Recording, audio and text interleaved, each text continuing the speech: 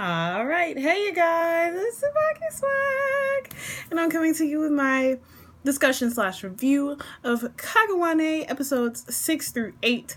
And this show, which I have said on several occasions, is so fucking intense. Like, intense isn't even the word that, like, it doesn't even justify this show. Because, like, we all know this show. The doctor, Bondi, is investigating these creatures that are pretty much taking over the world or taking over Japan, wherever these creatures are inhabiting. And in the past few episodes, like episode 6, we saw this huge, like it had like a human-esque figure, and it was living underwater. They were on a boat, and they were near glaciers and all that good stuff. And this guy took his his girlfriend, down into a like submarine and proposed to her. And everybody saw this on camera. And then their radar went out. So they were down there and they saw this huge creature coming towards their sub. And when they like panned out and showed the whole thing, it was ginormous. Like like I said, it had a human-esque figure with like wings, and that thing was about to eat them. Like, it was about to eat their ship. It was attacking them, and they managed to get away. And it like came up out of the water and looked at them and then sunk back down. And it was like, I would have peed on myself if I saw some shit like that. I would have peed on myself. Like, it's fucking ridiculous how scary that shit is. And then it doesn't make it any better. Like in this episode 7, we saw these kids, they were playing outside, and this woman came out there and confronted them that worked in the building where they were playing. And she was like, well, y'all can go ahead and play with the chickens, blah blah blah. And then this huge like claw shot up out of the ground, and it senses movement, so it attacked the chicken coop and killed all the chickens, of course. But they were trying to stay completely still.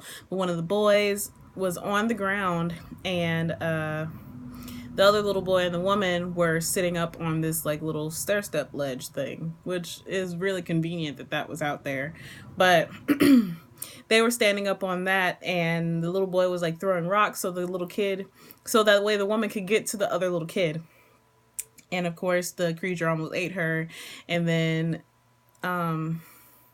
they managed to get away from that situation. But they're like, at the beginning of the episode, they showed the two little kids. They were like drawing on the ground, and the other little boy with the glasses that she was trying to save later on was drawing this huge picture. And he was like, what are you drawing, blah blah blah. And he was like, I'm almost done. And then when they panned out and saw it, because they did eventually get to the building where they were, I'm guessing it was a school, they got to the roof and they saw what he drew, and it was the creature that had just come up out of the ground.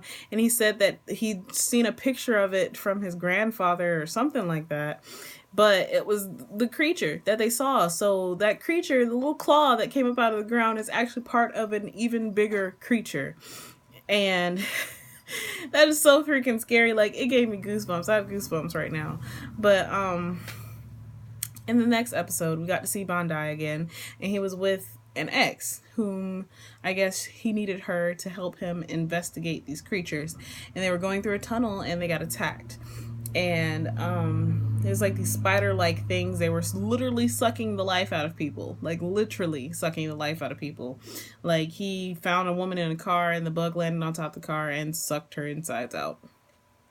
Which, this show is extremely graphic for it being like a stop motion type show.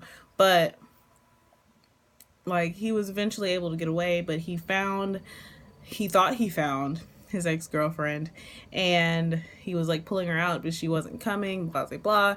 So when they got outside, the building, like the tunnel, started to collapse because an airstrike was sent, and it like blew up the tunnel or whatever. He almost got killed, but it looked like his girlfriend got killed, and then he snapped out of it once he got out of the tunnel, and it turns out that that was actually the monster's tongue that he was dragging. So that means that his girlfriend or ex-girlfriend is still inside that tunnel. And he got a really good look at that huge creature, which was the creature that the little kid had drawn in the previous episode with the claw on top of its head. So I don't know, maybe those big spider-like things are creatures that live inside of it. I don't know. I honestly don't know how to I don't know how to feel about this show, because it's so fucking intense, and there's like, it feel like we're supposed to know what's going on, like it's right in front of our faces, but we won't be able to put it together until the very end.